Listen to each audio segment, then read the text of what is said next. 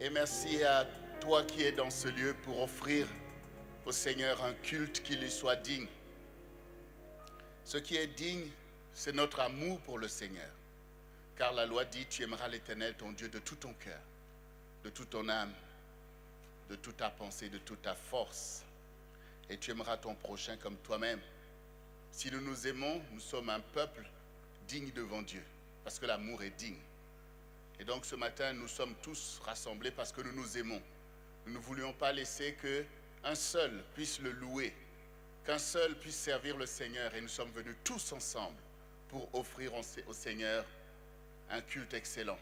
Et là, c'est l'amour qui parle, parce que c'est par amour que nous sommes venus ici. Et si nous nous rassemblons, c'est parce que nous nous aimons aussi.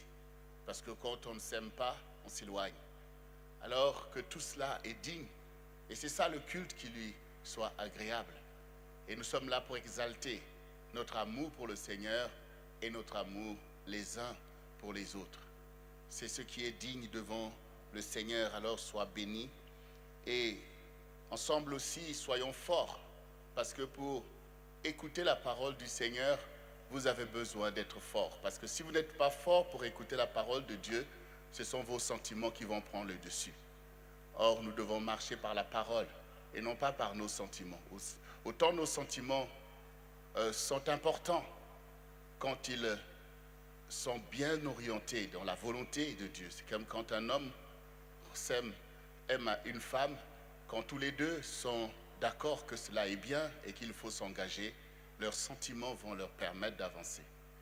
Mais si vous êtes sur une mauvaise voie, vos sentiments vont vous égarer. Donc les sentiments ont besoin d'être orientés. Et ce qui oriente, c'est l'intelligence. Et l'intelligence vient de la connaissance. Et si maintenant nous aimons Dieu, alors nous devons comprendre qu'est-ce qu'il attend de nous. Et quand nous l'avons compris, alors nos sentiments peuvent avantageusement nous attacher à lui. Mais ce ne sont pas les sentiments qui doivent nous diriger, sinon c'est la perdition. Mais nos sentiments sont là pour nous soutenir quand nous avons trouvé la bonne direction. Alors maintenant, fais taire tes sentiments, parce que ton intelligence a besoin de comprendre. C'est toi qui diriges tes sentiments, ce n'est pas les sentiments qui te dirigent. Amen. Alors cette semaine, bien sûr, et donc, comme chaque semaine, un temps formidable. C'est au fil du temps que vous réussissez votre vie. C'est au fil du temps que vous réussissez vos projets.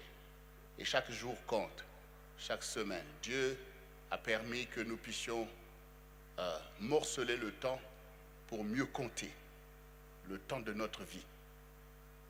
Et savoir que nous sommes là pour atteindre l'objectif de notre vie. Alors cette semaine va aussi nous permettre d'avancer. Ce qui importe, c'est d'avancer. Quand on n'avance plus, ça veut dire que c'est fini. Or nous, on avance. Allons-y donc dans Jérémie 33. Et nous allons effectivement prendre l'avantage du thème que le Seigneur nous a donné cette semaine pour vraiment avancer avec le Seigneur. Donc Jérémie 33,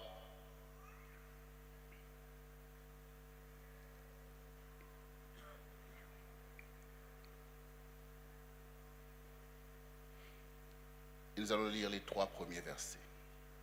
La parole de l'Éternel fut adressée à Jérémie une seconde fois en ces mots, pendant qu'il était encore enfermé dans la cour de la prison. Ainsi parle l'Éternel, qui fait ces choses. L'Éternel, qui les conçoit et les exécute, lui dont le nom est l'Éternel. Invoque-moi. Et je te répondrai. Je t'annoncerai de grandes choses, des choses cachées que tu ne connais pas. Invoque-moi et je te répondrai. Je t'annoncerai de grandes choses, des choses cachées que tu ne connais pas. Voici le leitmotiv de notre semaine. Un temps marqué pour toi. C'est à toi que Dieu parle, comme il a parlé à Jérémie en ce temps-là. Qui était Jérémie? Un prophète. Un prophète particulier. Non pas parce qu'il soit différent des autres prophètes, parce qu'un prophète, c'est un prophète. Mais ce qui était particulier, c'est son histoire. Dieu a manifesté un zèle particulier dans sa vie dès sa prime jeunesse. Le Seigneur lui est apparu, clairement. Alors que l'enfant faisait prévaloir son enfance, on disait « je ne suis qu'un enfant, je ne sais point parler ». Le Seigneur a dit « ne dis pas, je suis un enfant ». Car avant que tu sois formé dans le sein de ta mère, je te connaissais. Et avant que tu sois sorti de ton sein, je t'avais établi prophète des nations. Dieu te connaissait avant que tu sois formé dans le sein de ta mère. Ça veut dire quoi? Ça veut dire qu'avant que Dieu ait pris la terre pour former Adama, Adama était d'abord un esprit dans le sein de Dieu.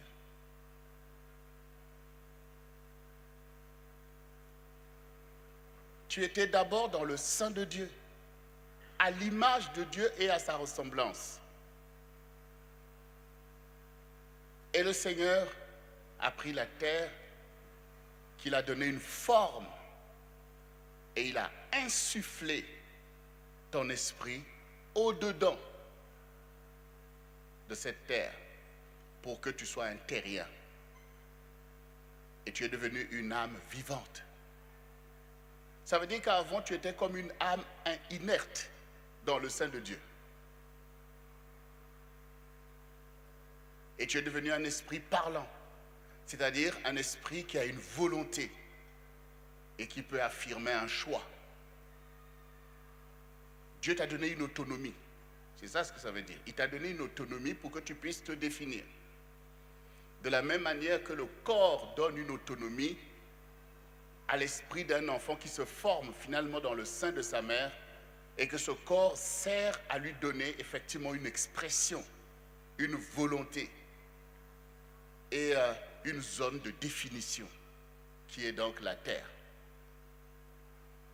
Il est important de comprendre cela parce que le monde, nous sommes dans un monde finalement de perdition et on se retrouve à être perdu et Satan tire avantage de cette ignorance pour nous faire croire que, voilà, tout ce qu'on parle de Dieu, tout ça c'est du n'importe quoi, tout ça, ça n'existe pas, on est là par hasard. Et bien, comme on est là par hasard, il faut faire des choses par hasard. Tout ce que tu trouves à faire, fais. Bien ou mal. Non, il faut que tu prennes conscience que je viens de quelque part. Et que la parole de Dieu que j'écoute est une parole, en fait, qui est ma vie. Cette vie que j'ai perdue par des circonstances. Et donc, Dieu doit me parler. Et quand Dieu me parle, cette parole, elle peut être redoutable, mais elle est conforme à mon identité véritable. Alors le Seigneur a bien dit à cet enfant, tu n'es pas un enfant, toi tu es un prophète. Avant que tu sois sorti, c'est-à-dire qu'avant que le monde puisse t'accueillir et commencer à t'infecter de toutes les réalités du monde et des idéologies, je t'avais établi. C'est-à-dire que j'ai décidé que toi tu seras prophète. Tu n'auras pas une enfance comme les autres, tu n'auras pas une jeunesse de perdition. Parce que j'ai établi avant que tu naisses qu'il en sera ainsi. Est-ce qu'il y a parmi vous des gens qui sentent que depuis ma jeunesse, il y a comme la main de Dieu qui est sur moi et comme si je n'ai pas accès à la folie que tout le monde et que je vois comme les taux du Seigneur autour de moi, que je vois cette bannière qui m'oblige. Quand tu sens ces choses, ne dis pas que je suis maudit. Ne dis pas que c'est bizarre, je ne suis pas comme les autres et tout. On n'est pas là pour être comme les autres. Hein? On est là pour être comme le Seigneur. Tu n'as pas été fait à l'image de ton voisin ou même de ton frère, même si vous êtes sortis du même sein. Tu as été fait à l'image du Seigneur. Et c'est un avantage pour toi que le Seigneur manifeste un zèle vis-à-vis de toi. Et le Seigneur a bien dit à Jérémie, tu n'es pas un enfant comme les autres, tu n'es pas un jeune comme les autres, toi je t'ai établi, tu es un prophète. Tu iras vers ceux vers qui je t'envoie et tu leur diras mes paroles, ne les crains pas. Et aujourd'hui le Seigneur aussi te le dit, ne les crains pas, ne crains pas ce monde, parce que c'est un monde terrible, un monde de perdition. Quand le Seigneur est en train de dire ces choses, il voit bien la situation de son peuple, il voit bien la situation des autres prophètes. Et il cherche une lampe pour Israël. Il cherche un prophète légitime. C'est-à-dire que le prophète, lui, il aime Dieu. Et sa volonté, c'est d'obéir au Seigneur, de déclarer les oracles, c'est d'établir la puissance de Dieu sur le peuple. Et ce prophète-là, il doit être retiré du tumulte, des réalités, des combines de ce monde. Il doit être consacré à l'Éternel. Il donne sa vie pour dire la parole de Dieu. Parce que la parole de Dieu doit résonner. Et même si le peuple refuse de faire, mais la parole doit témoigner. Pour ou contre le peuple. Parce que Satan ne peut pas régner sur la terre parce que la colonne de la vérité est là. La parole est toujours là pour montrer à qui veut la vérité que toutes ces idéologies-là, c'est du mensonge. Donc Satan ne peut pas régner. Il peut détruire, il peut faire des choses, il peut faire du mal, mais il ne peut pas régner. Il ne peut pas régner. Parce que la vérité est là sur la terre. Et là, Dieu avait déjà trouvé cet enfant pour dire, ma vérité doit être au milieu de toi comme une colonne. Et quand maintenant Dieu veut la vérité, c'est que la vérité est une révélation. Quand Dieu vous révèle qui vous êtes, c'est pour vous fortifier. C'est pour que tu réalises que ma vie me dépasse. Ta vie te dépasse. Parce que ta vie est une grande chose. Et donc, cet enfant est rentré dans les choses de Dieu, malgré lui.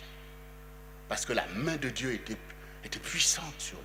Et il est devenu l'un des plus grands prophètes d'Israël. Et de toutes les générations, puisque nous-mêmes, nous faisons référence. N'aie pas peur de la bannière du Seigneur qui s'appesantit sur toi. Mais ce qui est important pour nous aujourd'hui, c'est quand voici ce prophète qui a souvent reçu des révélations et qui se retrouve dans des situations. Là, il se retrouve de presque dans la captivité. À cause de ce qu'il déclare, à cause de ce qu'il dit la vérité, ça va vous attirer des ennuis. Au milieu d'une génération perverse, d'un monde de mensonges, ça va vous attirer des ennuis. Donc ce n'est pas parce que les choses que vous faites vous attirent des ennuis que ce que vous faites n'est pas bien. Vous voyez, quelqu'un qui est consacré à leur Dieu, et maintenant il est en prison. Ça en dit long sur ce que le peuple de Dieu est capable de faire. Mais au milieu de cette prison, le Seigneur, une fois de plus, lui apparaît. On va se dire, mais là, peut-être que le Seigneur va venir pour dire, Jérémie, je suis désolé, je t'ai mis vraiment dans la galère. Là, maintenant, tu es en prison, je suis désolé, il y a quelque chose qui peut-être ne tourne pas rond. Et le Seigneur, il vient alors que Jérémie est en prison. Il dit, ainsi parle l'Éternel qui fait ces choses. Oh, mais Seigneur, tu fais quoi? Voilà. Dieu se présente comme celui qui fait des choses. Est-ce que tu sais que Dieu fait des choses? Ainsi parle l'Éternel qui fait ces choses.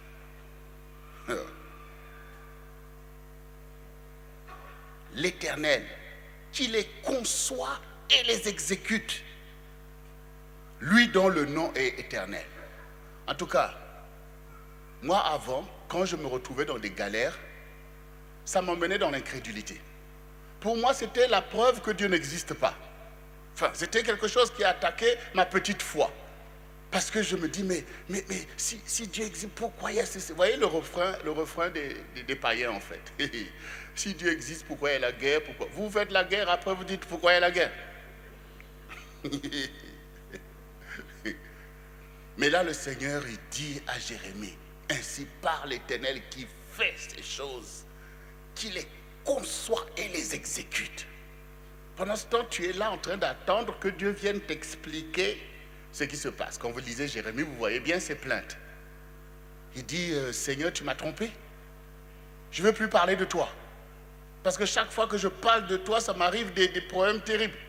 Et là, le Seigneur revient dire, ainsi parle l'Éternel qui fait ces choses, qui les conçoit et les exécute. Ah bon?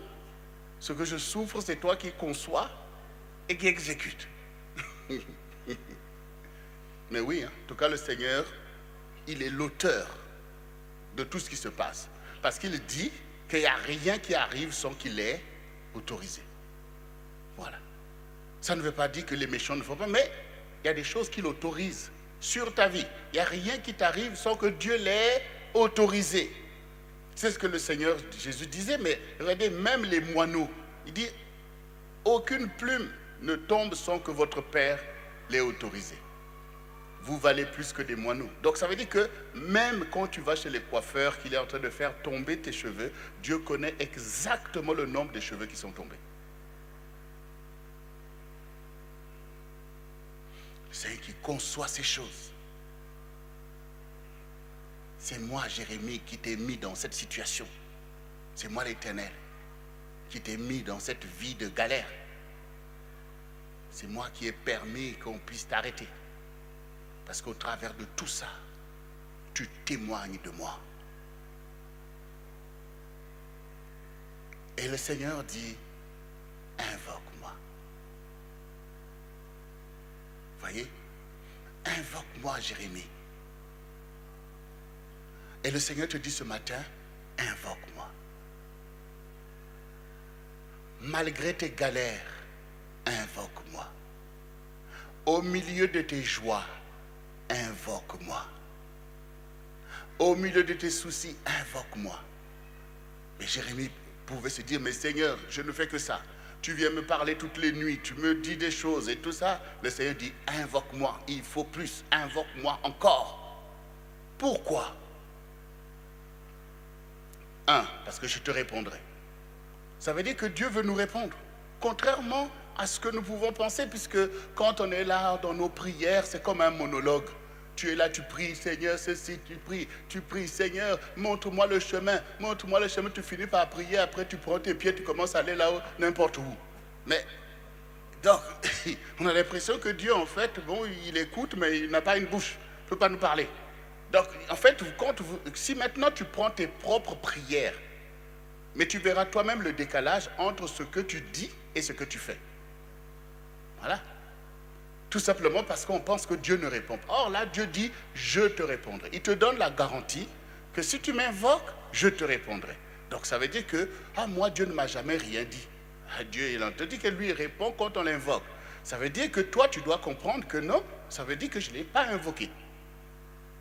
Ça veut dire que je ne l'ai pas invoqué. Puisque Dieu dit, invoque-moi et je te répondrai. On sait tous le et, non? Conjonction de coordination. C'est-à-dire que les deux sont liés. Invocation et réponse, c'est lié pour Dieu. Donc, notre problème, ce n'est pas est-ce que Dieu peut répondre. Non, non, non. Nous, c'est est-ce qu'on peut invoquer. Voilà. Ce matin, ta question, ta préoccupation doit être est-ce que je peux invoquer? Si déjà tu comprends que je dois invoquer, puisque tu aimes le Seigneur, puisque tu es son enfant, tu es son disciple, donc je dois l'invoquer. Alors il faut pouvoir le faire.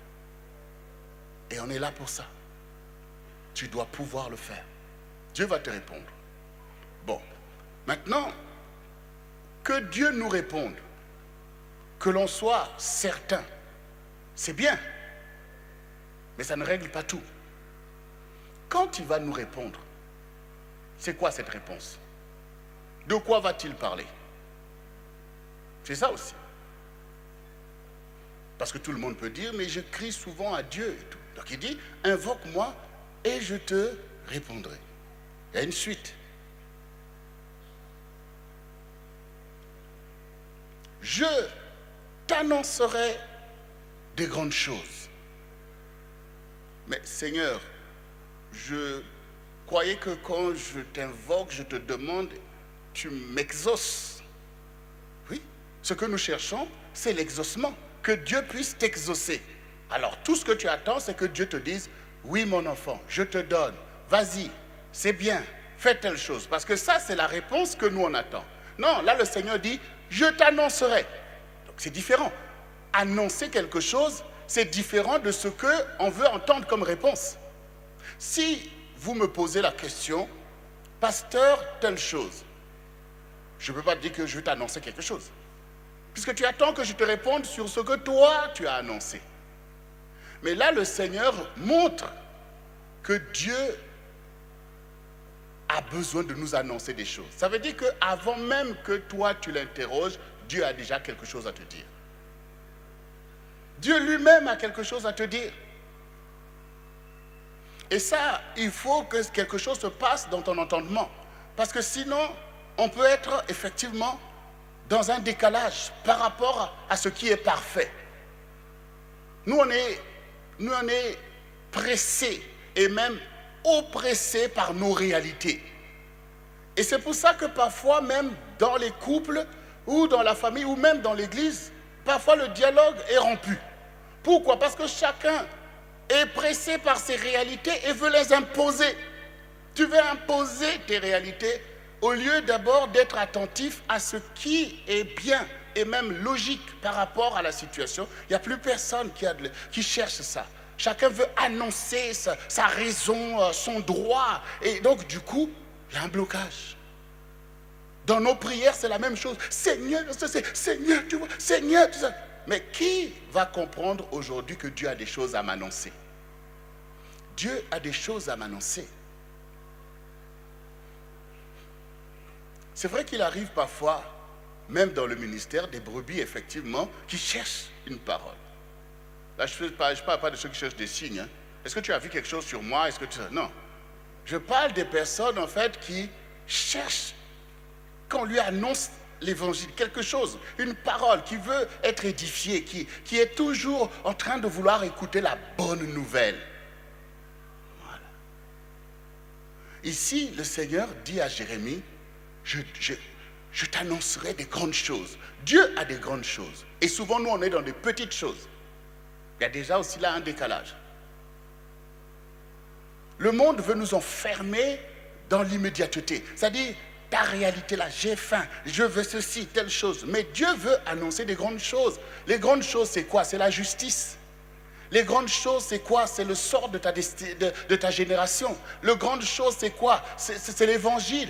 Les grandes choses, c'est quoi? C'est ton prochain. C'est ceux qui souffrent, ceux qui sont en prison. Nous qui sommes ici, à la limite, à quel moment nous pouvons penser à la prison? C'est si quelqu'un des nôtres est en prison, où on en a parlé à la télé, mais est-ce que vous savez qu'il y a plein de prisons qui regorgent beaucoup de personnes? Est-ce que c'est là leur place? Vous allez me dire oui, parce qu'ils ont fait telle chose, parce qu'ils ont fait telle chose. Et pourquoi ils ont fait ces choses-là? Pourquoi ils ont fait ces choses? Voilà. Dieu veut nous faire réfléchir. C'est à ça que sert d'avoir des ministères qui annoncent l'évangile. C'est pour que les gens ne fassent pas ces choses-là et ne se trouvent pas à un endroit qui n'est pas destiné pour eux. Vous vous êtes posé la question de savoir pourquoi les gens vont aller en enfer? Est-ce que l'enfer a été fait pour que les âmes aillent là-bas? Non. Mais ils y vont là-bas parce qu'ils ne savent pas marcher et qu'ils rejettent Dieu. Et pourquoi ils rejettent Dieu? Est-ce qu'on peut se préoccuper d'annoncer aux gens l'évangile? C'est ça les grandes choses que Dieu veut nous parler. Parce que ça règle beaucoup de problèmes d'annoncer l'évangile à sa génération. Ça peut même nous bénir parce que si l'État n'est plus obligé de mettre tout ça d'argent pour aller enfermer les gens, eh bien ça peut créer des emplois aussi. Qui de nous pense même qui a une vision de la France? Dieu veut te parler des grandes choses. Ta famille. Tu ne veux pas que Dieu te parle de ta famille? Tu connais l'histoire de ta famille? Tu sais ce qui se passe dans ta famille? Il faut bien que Dieu parle à quelqu'un de ta famille. Il faut que tu saches que Dieu a des grandes choses à t'annoncer. Ton couple qui est dans les difficultés, tu en connais les réalités? et les vrais enjeux de ton couple. Mais on est là, elle m'a fait ça, il m'a fait ça, elle m'a fait ça, et tu veux que Dieu vienne te dire tu as raison. Il y a un décalage. Le Seigneur dit, je t'annoncerai des grandes choses. Des grandes choses.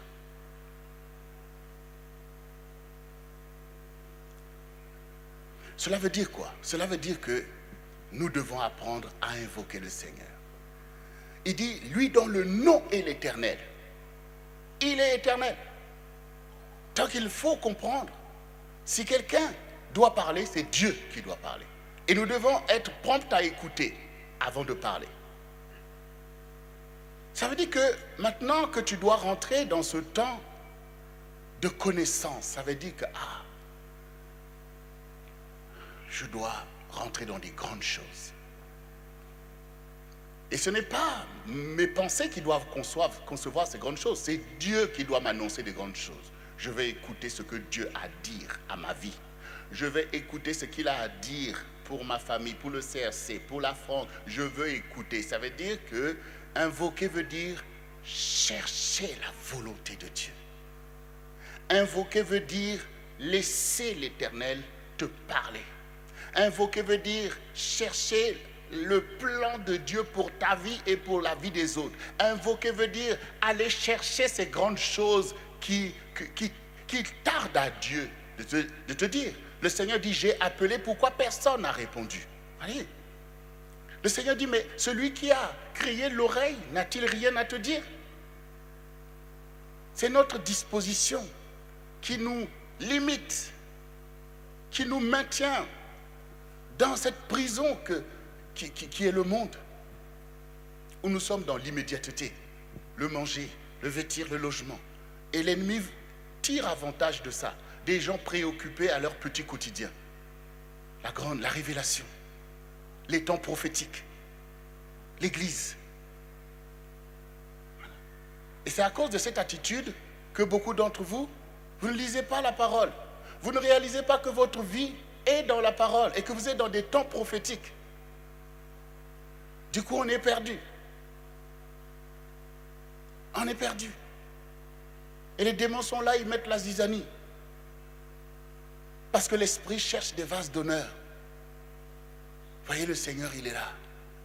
Il parle, invoque-moi. Et ce matin, le Seigneur te dit, invoque-moi. Invoque-moi. Dans ta situation, invoque-moi. Pour le CRC, invoque-moi.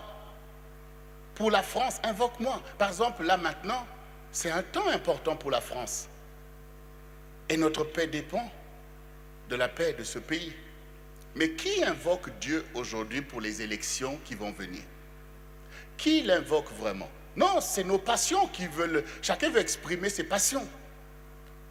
Mais qui l'invoque? Parce que quand même le choix de celui qui va prendre les commandes de la France, ça va affecter nos vies. Mais est-ce que toi, tu veux connaître la volonté de Dieu dans ces affaires-là? Est-ce que toi, tu veux connaître la volonté de Dieu? Parce que ce qui va se passer ici va encore déterminer pendant 5 ans ce qui se passe ici en France et en Afrique et dans les pays francophones. Ça va se déterminer par le choix que nous allons poser. Mais qui invoque Dieu pour dire, Seigneur, quelle est ta volonté? Qu'est-ce que tu veux faire? Qu'est-ce que je dois faire? Vous voyez, parce que c'est ça que le Seigneur veut voir d'un peuple qui est la lumière du monde, le sel de la terre. Nous éclairons, mais c'est Jésus qui est notre générateur. Ça veut dire que nous sommes là pour que le Seigneur, au travers de nous, puisse effectivement agir, régner. C'est pour ça qu'il a dit, quand vous priez, dites, notre Père qui est dans les cieux, que ton règne vienne. Et il vient par nous. Que ta volonté soit faite dans le ciel, sur la terre comme au ciel. Donc ça veut dire, il nous donne un positionnement dans nos prières, dans nos invocations. C'est-à-dire, cherchez d'abord la volonté de Dieu. Et devenez vous-même des canaux par lesquels Dieu va se manifester sur la terre.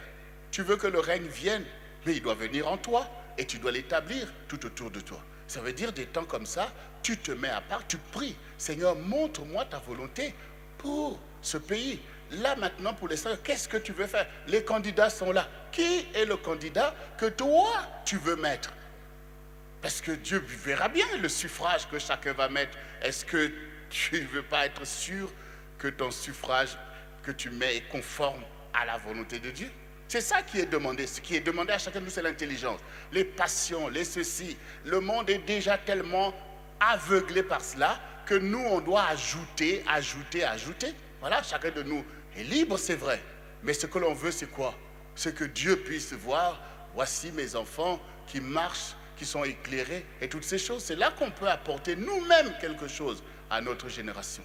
Et ici, le Seigneur ne te dit pas que suis un tel. Il dit invoque-moi. Invoque-moi. Donc cette semaine, tu vas invoquer pour la France.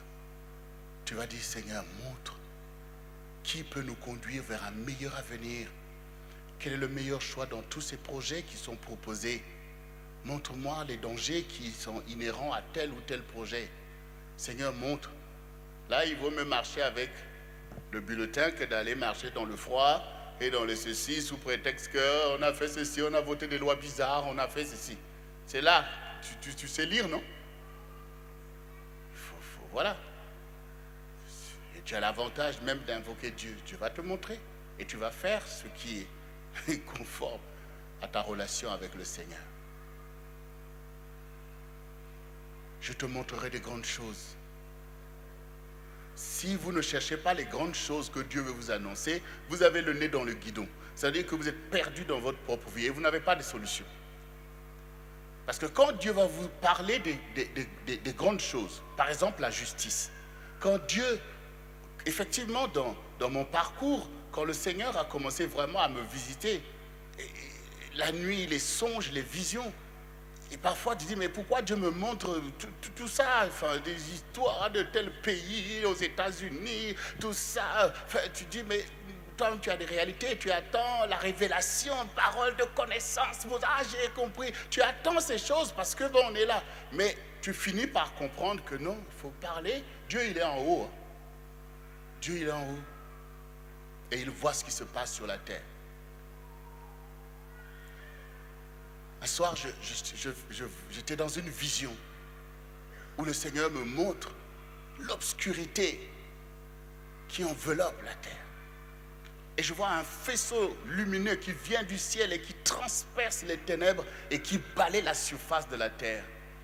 Et j'entends la voix du Seigneur qui dit, la terre est enveloppée des ténèbres, mais l'œil de l'Éternel voit.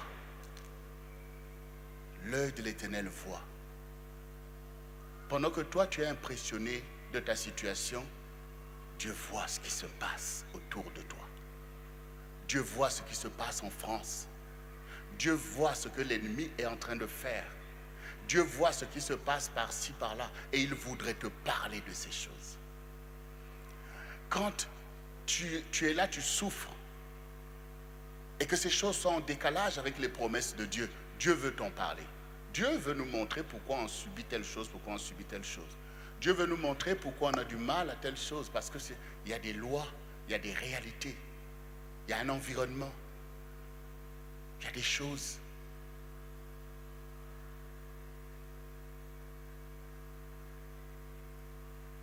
Dieu doit te délivrer de ton statu quo. Parce que tu vas l'invoquer. Invoque-moi, dit le Seigneur. Moi, c'est le Seigneur. Tout à l'heure, on a loué le nom de Jésus. Il est ton Seigneur personnel. Il est ton maître personnel. Il est ton ami personnel. Et il est allé à la croix pour ta vie. Donc, il sait lui-même ce qu'il a gagné pour ta vie. Et il veut te communiquer ces choses. Dieu ne veut pas que tu sois livré à ta propre intelligence. Ton intelligence ne te permettra pas de t'élever au-dessus des réalités qui président aux destinées de ta génération. Mais lui-même veut te montrer le chemin. Il veut d'abord te parler de ta vocation. Il veut te parler de l'objectif de ta vie. Il veut te dire, comme il a dit à Jérémie, qui tu es. C'est quand même important de connaître ton identité. Qui tu es. Il a dit à Jérémie, tu es un prophète. Voilà. Dieu aussi veut te dire qui tu es. Comme le Seigneur me disait, tu ne sais pas ce qui est en toi. Tu es telle chose, tu es telle chose. Il faut pouvoir l'accepter quand on est là au milieu du néant, au milieu où tu doutes même de ta propre vie. Il faut pouvoir accepter ce que Dieu est en train de te dire. Ou quand tu es perdu au milieu de tes péchés. Et que Dieu commence à te parler même avec amour. Toi-même tu es étonné. Et puis tu commences à voir, le diable commence à t'attaquer pour dire, tu vois, si Dieu te parle comme ça, tu es mon serviteur, alors que tu fais du n'importe quoi, tu vois que c'est pas grave. Puisqu'il te parle. Mais c'est ça, parce qu'au moment où tu attends avec ce que j'ai fait là, que Dieu va venir, là, il va me frapper. Dieu vient te dire, mon enfant, mon serviteur, je t'ai appelé à telle chose, je t'ai appelé à telle chose. Quand tu sors de ça, ah, j'ai vu telle chose. Au lieu de voir la grandeur de Dieu, au lieu de voir la compassion de Dieu, l'amour de Dieu, au lieu de voir que Dieu me révèle des choses que je dois rentrer, tu commences à ramener les choses dans ton intelligence corrompue. Et pour toi, la conclusion, c'est que, mais oui, mais Dieu n'est pas dérangé par tous ces péchés-là et tout ça. Non. Tu dois invoquer le Seigneur. Dieu doit t'annoncer des grandes choses. Ça veut dire que tu dois rentrer dans les grandes choses. Tu dois rentrer dans les grandes choses. Les grandes choses aux yeux de Dieu. Il y a des grandes choses. Et nous sommes dans un temps où les grandes choses de Dieu doivent prendre place. Et ces grandes choses, ça peut être des choses qui sont pourtant des choses qui devaient être dans notre quotidien, mais que finalement l'ennemi a fini par faire que ces choses deviennent comme des choses mystiques. Je prends toujours l'exemple du mariage. Tu regardes ta vie, tu fais de ta vie ce que tu veux, telle chose, mais tu sais que le mariage c'est une grande chose. C'est une grande chose. Tu dois rentrer dans cette grande chose. C'est une grande chose aux yeux de Dieu. Parce qu'il sait lui-même la puissance du mariage. C'est ce qui manque à notre génération. C'est ce qui livre tout le monde. C'est ce qui a enlevé la protection. Parce que le diable a réussi à attaquer ces choses au point où maintenant chacun un peu comme dans un comportement suicidaire, on accepte des choses auxquelles Dieu ne nous a pas assujettis. Tu es là solitaire toute ta vie alors que Dieu ne t'a pas assujetti à ces choses. Et pendant que toi, le frère, tu dis, oh, je m'en fous du mariage, oh, les femmes, telle chose. Il y a une pauvre sœur que Dieu a créée pour toi, qui, elle, ne pense pas comme toi, mais qui subit du même coup ta solitude. Vous voyez des grandes choses qu'on ne veut pas faire. Mais tu sais combien de jeûnes cette sœur a fait? Est-ce que Dieu est indifférent à ces jeûnes? Et maintenant, quand toi, maintenant, tu dis, ah Seigneur, je vais jeûner pendant tant de temps pour te servir, je vais évangéliser le monde entier. Dieu voit tout ça. Il dit, tu veux évangéliser le monde entier? Mais tu ne veux pas faire les grandes choses auxquelles ta vie est attachée, mais va déjà évangéliser déjà une sœur, enfin peut-être pas évangéliser puisqu'elle prie, qu'elle jeûne. Va déjà un peu bénir la femme de ta vie. Mais toi tu dis, oh ça ne dépend que de moi, je m'en fous. Mais pourtant, c'est une grande chose. Pourquoi? Parce que si tu oses rentrer dedans, tu verras toi-même les grandes choses qui vont prendre place. Il y aura même une grande fête qui va être faite. Tu seras même étonné de voir les gens, tout le monde content et tout. Oh! Mais oui, c'est des grandes choses. Après, une grande famille va en sortir. C'est des grandes choses. Mais tout ça, il faut que tu invoques Dieu.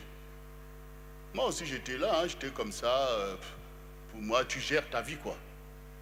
À la limite tu es plein de difficultés, tu vas encore aller chercher d'autres dossiers sur la tête, les femmes, tout ça c'est des complications. Donc tu crois que ta position même va impressionner Dieu. Dieu va dire, ah Seigneur, moi c'est toi que je veux servir, hein, et tout ça. Tu as un fondement pour le servir. Vous croyez que Dieu c'est un aventurier? Dieu te donne d'abord un fondement, une base. Le Seigneur lui-même n'a pas créé l'homme pour qu'il se suffise à lui-même. Voilà. Moi, j'ai bien vu que quand je me suis marié, j'ai vu que Dieu était maintenant plus prompt à me donner des responsabilités. Parce qu'il savait que maintenant je pouvais porter plus. Pourquoi? Parce que là, je suis soutenu.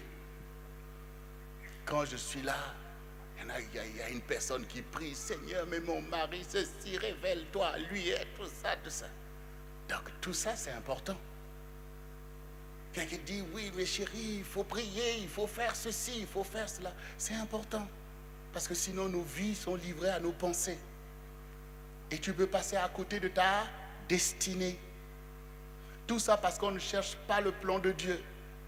On est conduit par les circonstances. Et avec toutes les idéologies que le diable met pour pouvoir égarer l'homme aujourd'hui, tu dois faire attention. Le plan de Dieu, c'est de l'ordre. Ce n'est pas tes sentiments que tu dois mettre en avant, c'est la parole de Dieu. Et le Seigneur dit, l'homme quittera son père et sa mère et s'attachera à sa femme. Et les deux deviendront une seule chair. C'est fort ça, hein? C'est ça les grandes choses. Comment on devient une seule chair?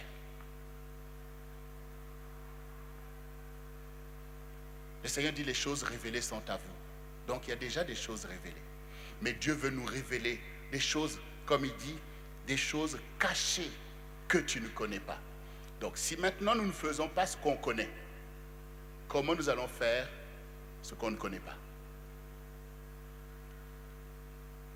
C'est-à-dire que moi, je ne veux pas maintenant te dire, oui, invoque Dieu, va chercher des révélations, des choses sans mettre le fondement, qui est les choses connues. Voilà. Si maintenant vous voyez des grandes choses, j'ai vu tel rêve, change sur la France, j'ai vu toutes ces choses-là, et que vous n'avez pas vous-même le fondement de la parole, si votre vie n'est pas bien cadrée, vous allez vous perdre. En fait, vous allez être toujours que dans les songes, les visions, j'ai vu ceci, j'ai vu ceci, ta vie est nulle part. Donc, la bonne position, c'est que tes pieds doivent marcher dans les voies du Seigneur, qui sont déjà là, ils sont balisés. La voie étroite, tu dois y marcher. C'est-à-dire faire les choses de Dieu, faire les choses selon Dieu. Et de l'autre côté, tu cherches la révélation qui te permet d'éclairer ta génération, parce que Dieu veut continuer à accomplir ces choses. Donc, cette position, elle est importante. Avant d'aller de se dire, je vais prier Dieu, toutes ces choses, c'est important, mais ce qu'il m'a déjà dit, ce qu'il m'a déjà enseigné, c'est dans ça que je dois marcher. Parce que des fois, vous voyez effectivement des frères ou des sœurs perdus dans une vie bizarre. C'est-à-dire, ils sont toujours en train de jeûner, toujours en train de voir des choses, toujours lorsque vous les écoutez, vous êtes même impressionné que, ah, mais lui, vraiment, il vit avec Dieu. Mais quand vous regardez sa vie, ça n'a pas de sens. Ce n'est pas un bon enseignement. Ce n'est pas un bon exemple. C'est pas bon. C'est pas bon. Est-ce que Dieu parle en vain? Est-ce que Dieu parle maintenant pour pouvoir nous amener dans une sorte de vie parallèle? Parce que si maintenant toi tu peux voir ces choses, mais les gens qui te regardent, quand le Seigneur dit que tu es la lumière du monde, ça veut dire que même les païens, en te regardant, ils doivent pouvoir savoir comment ils doivent marcher. Parce que tu n'auras pas toujours le temps de leur expliquer tes expériences spirituelles compliquées pour qu'ils soient impressionnés, mais ils verront dans ta vie que voici comment il faut marcher dans la paix, dans la joie, dans l'unité, dans la concorde, dans l'amour. C'est en cela que tu éclaires. C'est en cela que les plus jeunes voient ta façon de marcher, comment tu réussis telle chose que Dieu conseille. Si maintenant nous ne réussissons pas nous-mêmes les mariages, comment on va maintenant aller prêcher aux enfants, l'homme quittera tout ça? On témoigne nous-mêmes que ces paroles sont de la philosophie. Ce n'est pas des choses concrètes, on ne peut pas les appliquer. Ce n'est pas bon. Il faut se battre pour marcher dans les voies du Seigneur. Et ne pas fermer notre esprit à la révélation, parce que Dieu veut nous emmener, il dit la connaissance augmentera. Elle augmentera. Ça veut dire que Dieu va nous faire savoir des choses encore de plus en plus grandes, de plus en plus précises pour une grande révélation de notre temps. Mais ça, c'est d'abord pour les gens qui marchent dans les voies du Seigneur. Il faut marcher dans les voies du Seigneur. Parce que le Seigneur Jésus disait aussi une parole à ses disciples. Il dit, ce n'est pas moi qui vous juge. C'est la parole que j'ai déclarée. C'est la parole qui te juge. Devant Dieu, c'est la parole. C'est la parole, cette parole que Dieu t'a annoncée. Cette parole sera là pour te barrer le chemin. Pour dire, tu as rejeté le royaume. Tu as rejeté la sagesse divine. Tu as été très intelligent pour écouter ce que Dieu dit. Mais quand maintenant, toi, tu appliques la parole au quotidien, Eh bien, la parole, c'est une lampe à tes pieds. C'est le chemin, c'est le témoignage de ta vie que tu as marché dans les voies du Seigneur. Faut bien aimer, là, il faut vraiment que nous réalisions. Parce qu'il faut, ce qui est important dans ce que nous sommes en train de voir ici, c'est l'intimité entre Dieu et son enfant. Et Dieu veut cette intimité avec toi. Vous voyez que Dieu, il vient comme il vient parler à un ami. Et Dieu veut cette proximité. Mais il faut que tu acceptes de marcher dans cette proximité avec Dieu. Que Dieu, il va me parler à mon travail, il va me se révéler, et que Dieu veut vraiment cette relation. Le Seigneur Jésus a dit, je ne vous appelle plus mes serviteurs, je vous appelle mes amis. Mes amis parce que je vous ai dit ce qu'on ne dit pas à un serviteur. Dieu veut cette intimité. Et ce matin, comprends, invoque-moi. Dieu te le dit. Peu importe ton niveau aujourd'hui, Dieu te dit invoque-moi. Ça veut dire, premièrement, crois en ma parole et invoque-moi. Crois en ma parole et invoque-moi. Il faut marcher dans les voies du Seigneur. Ça veut dire les Saintes Écritures, c'est ton code de conduite.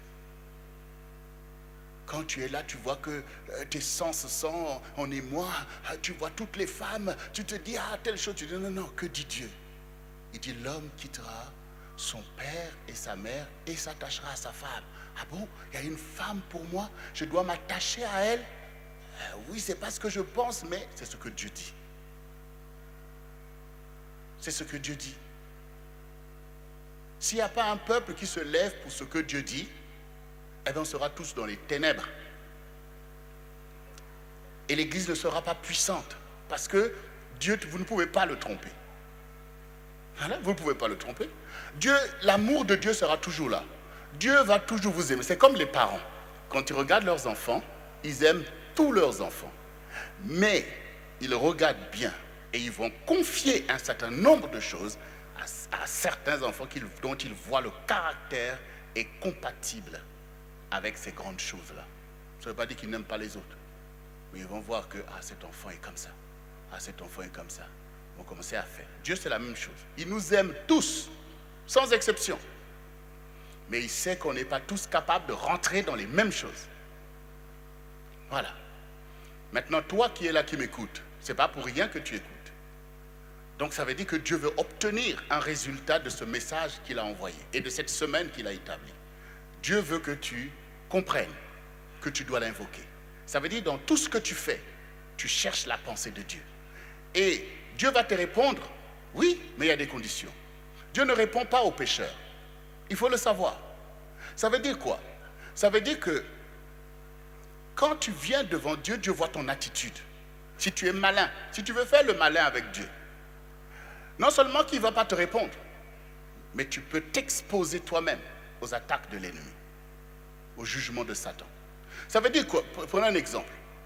Tu invoques Dieu, soi-disant pour ton mariage. Seigneur, je veux savoir qui est la femme de ma vie. Et pendant ce temps, tu marches dans l'impureté. Ça veut dire que tu es là, tu marches, tu fais du n'importe quoi et tu veux invoquer Dieu au milieu de tout ça. Ou alors, tu es déjà parti, tu sais toi-même que tout ce que tu veux, c'est que Dieu dise que oui, c'est elle. C'est la seule réponse que tu attends.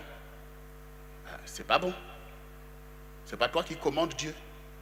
Donc, il faut déjà que tu te mettes en position d'accepter ce que Dieu va te dire, oui ou non. Quand tu te mets dans une position d'obéissance, Dieu le voit. Dieu voit que si je lui dis non, ça sera non. Si je lui dis oui, ça sera oui. Donc Dieu mesure, il sonde ton cœur et terrain, il voit ta motivation. Donc ça veut dire que s'il voit que tu as une bonne motivation, tu as une vraie crainte de Dieu, il va te répondre. Il va te répondre. Puisque ta position l'honore, puisque toi-même tu l'établis comme le guide de ta vie, il va répondre. Mais s'il voit la malice, s'il voit que tu veux prendre en fait Dieu comme alibi pour justifier ton comportement, Dieu ne répond pas. Ou alors tu seras livré à cette situation. Déjà, donc, ça veut dire qu'il faut travailler. Il faut maintenant se dire, je crois en Dieu. C'est-à-dire que je crois en Dieu, je crois ce qu'il dit, je crois en sa justice, je crois à son plan pour moi. Et ça, c'est un travail que chacun doit faire. Ça prend ces choses. Jeûne, prière, on apprend à sortir de la volonté de la chair par le jeûne et la prière, par le fait de méditer le Seigneur, de le découvrir qu'il est grand, qu'il a conduit un tel, voici comment il agit ici, qu'il sait atteindre les objectifs qu'il se fixe, qu'il rend heureux ceux qui l'obéissent. Donc tu as besoin de te nourrir de ça pour te convaincre, pour rentrer toi-même aussi dans cette vie comme une vie sportive, spirituellement avec le Seigneur, pour aller loin avec le Seigneur, dans les voies du Seigneur, et ne pas te contenter des services minimums. Tu es là, tu écoutes un peu, mais ta vie est conduite par d'autres puissances. Ce matin, le Seigneur nous dit à chacun de nous, invoque-moi mon enfant, invoque-moi ma fille, invoque-moi mon serviteur, invoque-moi ma servante, invoque-moi. Toi qui es là, peut-être que tu n'es pas encore très avancé dans les choses de Dieu, mais tu entends la voix, et c'est la voix de l'amour qui te parle. Dieu, c'est le Dieu de tout homme. Vous voyez, Dieu n'est pas, comme disait hier un serviteur que nous avons reçu ici, il dit Dieu n'est pas chrétien. C'est nous qui avons besoin d'être des chrétiens, de rentrer dans sa parole et tout, mais il est Dieu au-dessus de toutes choses. Peu importe ton niveau ce matin, c'est ton Père céleste qui te parle. C'est le sauveur de ta vie qui veut te faire rentrer dans une intimité. Ne dis pas, comme Jérémie disait, mais je suis qu'un enfant. Ne dis pas que moi, je ne suis que quelqu'un pour écouter. Moi, je ne suis pas prophète. Moi, je ne suis pas ceci. Mais tu es devant Dieu qui tu dois être. Tu es qui tu dois être. Tu es qui tu dois être. Ta vie est en gestation pour porter la gloire de Dieu. Ta vie est engagée avec le Seigneur. Un homme rencontre une femme. Et la femme rencontre un homme. Et ils réalisent qu'ils ont un destin ensemble. Et ils marchent vers l'intégration de leur vie par rapport au plan de l'amour qui s'impose à eux. Et chacun doit agir de bonne volonté pour hâter ces choses. Il faut que tu hâtes ta relation avec le Seigneur. Il ne faut pas être négligent. Dieu peut aller loin avec toi. Comme nous entendons les témoignages de ceux qui nous ont précédés. Et de la même manière que dans cette relation d'amour, tout peut arriver, en bien ou en mal. Et bien dans ta relation, dans notre relation avec Dieu, beaucoup de choses arrivent. En bien, parce que tu vois que tu avances avec le Seigneur, que tu es cadré, que tu marches par la parole et que tu n'es pas déséquilibré. Et que du coup ça avance, Dieu a établi un témoignage fort et ça éclaire les autres. Mais aussi parfois, ça se passe pas bien. Ça se passe pas bien, tu n'avances pas, ou tu fais demi-tour, ou finalement tu n'es pas intéressé et ça laisse des couples bizarres, voilà, qui sont là. Il n'y a aucune vie, aucun souffle, aucune joie, aucun intérêt, mais plutôt des murs de séparation, si ce n'est pas des mauvaises choses, des trahisons, des impuretés.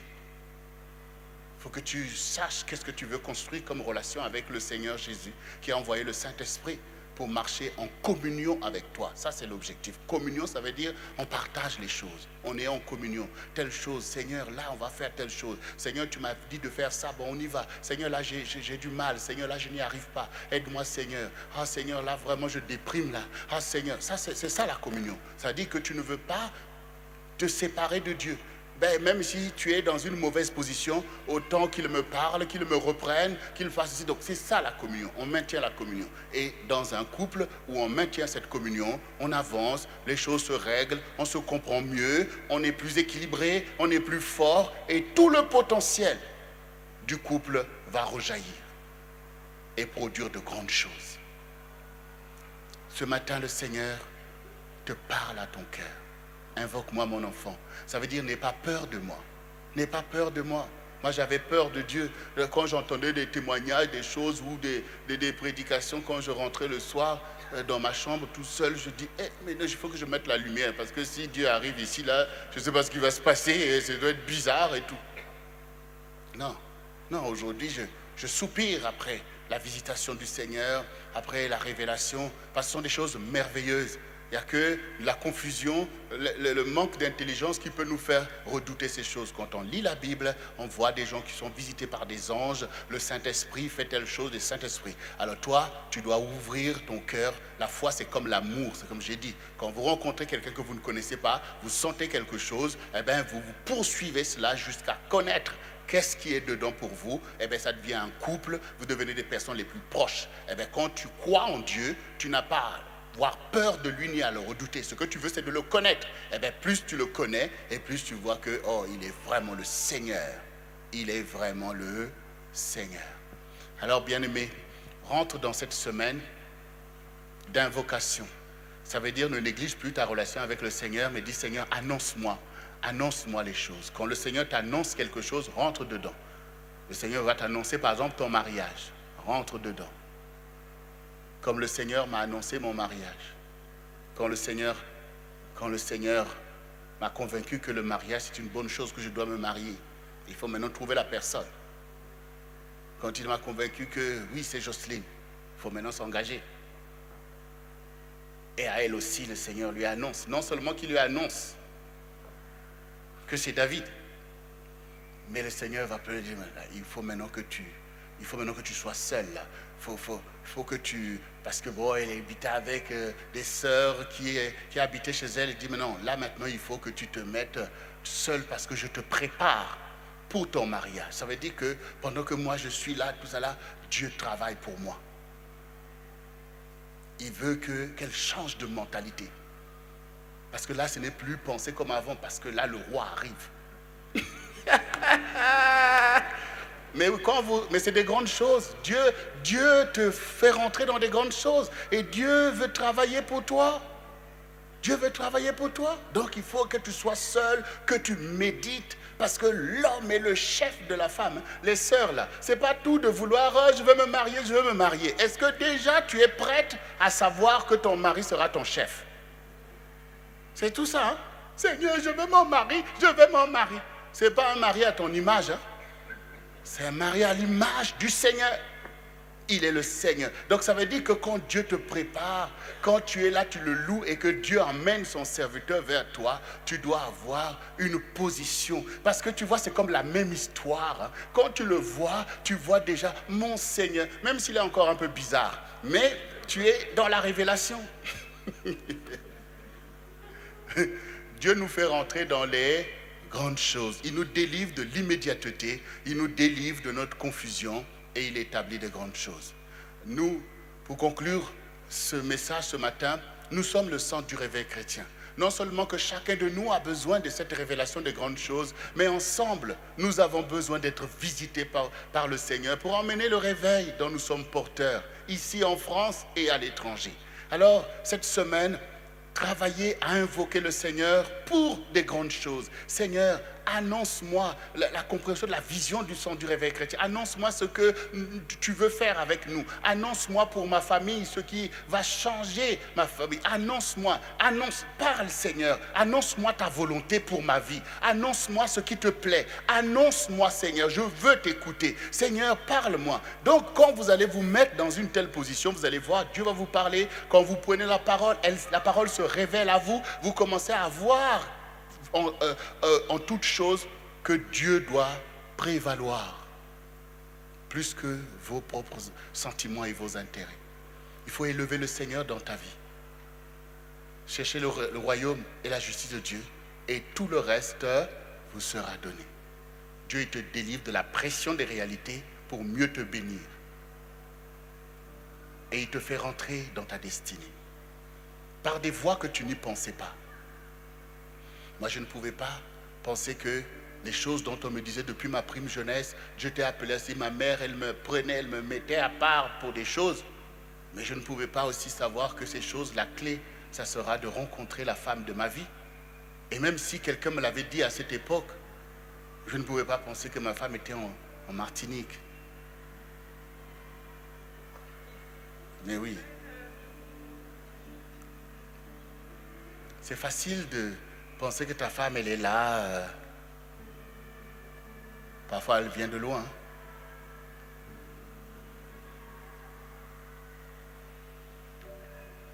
Et le diable nous apprend à nous mépriser les uns les autres. Oh les femmes, oh les hommes. On parle de ta femme, pas les femmes.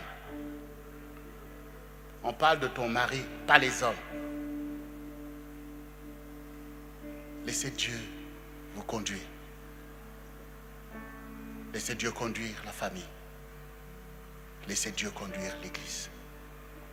Est-ce que tu peux te mettre debout que nous puissions invoquer le Seigneur ce matin?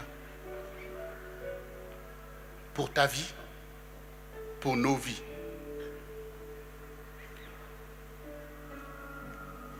Invoque-moi et je te répondrai. Je te montrerai des choses, des grandes choses, des choses cachées que tu ne connais pas. Vous avez vu que je n'ai pas terminé le message. Parce que la prochaine fois, je parlerai des choses cachées que tu ne connais pas. Ce matin, c'était que tu rentres dans l'invocation. C'est une invitation d'amour. C'est l'intimité avec le Seigneur. C'est une proximité que tu dois créer maintenant. C'est de donner à Dieu la liberté et l'opportunité de te parler. C'est ce lien que Dieu veut établir ce matin. Et sans peur, tu dis, Seigneur, parle-moi. Annonce-moi les choses. Annonce-moi pour ma famille ce qui ne va pas. Annonce-moi pour mon couple. Annonce-moi pour mon avenir, pour mes études. Annonce-moi, Seigneur, ta volonté. Et nous parlerons des choses cachées. L'importance des choses cachées que nous ne connaissons pas, mais qui sont des révélations des temps fixés que nous ne devons pas rater. Des temps marqués. Gloire au Seigneur. Répète après moi, bien-aimé. Seigneur Jésus, je te rends grâce ce matin, car tu m'as parlé avec l'amour d'un père, avec l'amour d'un berger, avec l'amour d'un ami. Je reconnais aujourd'hui que c'est toi qui as formé mon oreille. Ce n'est pas pour que j'écoute du n'importe quoi. Ce n'est pas pour que j'écoute Satan ou les gens qui m'entourent. C'est d'abord pour que je puisse t'écouter. Mon oreille est un signe que je dois entendre le son de ta voix, afin de ne pas me perdre dans ce monde, mais de marcher selon les choses fixées pour ma vie. Et aujourd'hui, j'accepte de t'écouter, Seigneur, et de te faire confiance. Apprends-moi à t'invoquer, à ouvrir mon cœur avec confiance. Parle-moi, Seigneur. Annonce-moi des grandes choses, les choses de ma vie, les choses de ma famille, les choses de l'Église, les choses de ma génération. Ouvre mon oreille. Je renonce à l'assoupissement et à la confusion. Et mon oreille s'ouvre à recevoir la visitation du Seigneur. Fais ta volonté dans ma vie. Guide-moi, instruis-moi, accomplis ta volonté dans ma vie. Me voici, Seigneur. Je renonce à mes propres pensées et aux idéologies de ce monde. Je renonce au péché et je veux faire ta volonté. Donne-moi le courage, donne-moi la clairvoyance de faire ta volonté. Marche avec moi, Seigneur, par le Saint-Esprit. Merci, Seigneur.